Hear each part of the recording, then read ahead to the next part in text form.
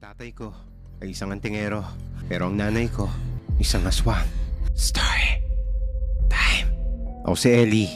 Lahat ng tao sa probinsya namin, kilala ang tatay ko. Siya si Mang Tasyo, ang pinakamagaling na antingero at albularyo sa bayan ng San Isidro. May hawak siyang mutya ng kidlat at kabal sa katawan. Hindi siya tinatablan ng patalim at hindi rin kinakapitan ng kahit anong sumpa.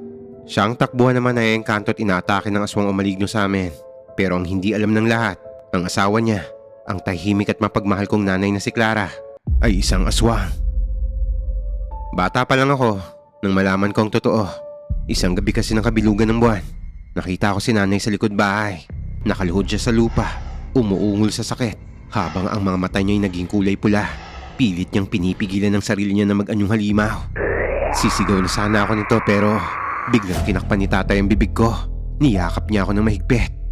May mga bagay na hindi mo kon. Hindi ka sasaktan ng nanay mo. Nilalabanan niya lang ang sumpa.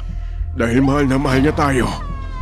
Araw-araw pinapakain ni tatay si nanay ng mga halamang gamot at inuusalan niya to ng mga orasyon para pakalmahin ang uhaw niya sa dugo.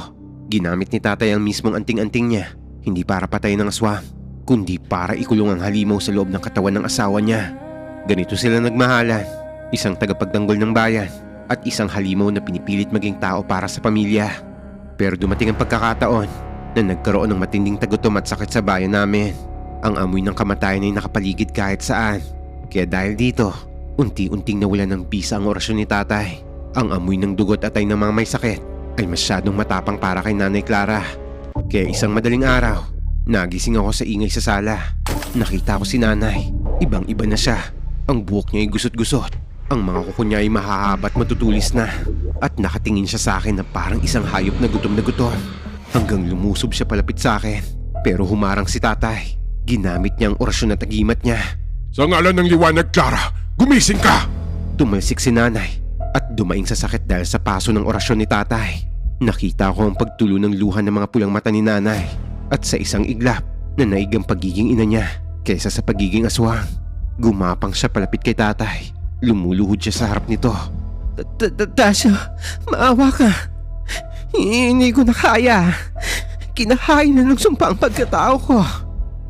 Parang awa mo na. Bago ko pa masaktan ng anak natin.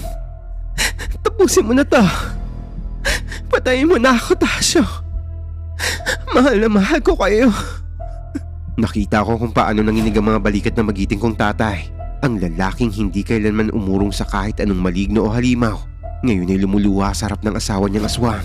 Nilapitan niya si nanay at niyakap to na mahigpit kahit pa nasusugatan siya ng matutulis na kuko nito. Patawarin mo ako, Clara. Patawarin mo ako. Pangako, iingatan ko ang anak natin. Hindi ginamit ni tatay ang anting-anting niya para iligtas si nanay.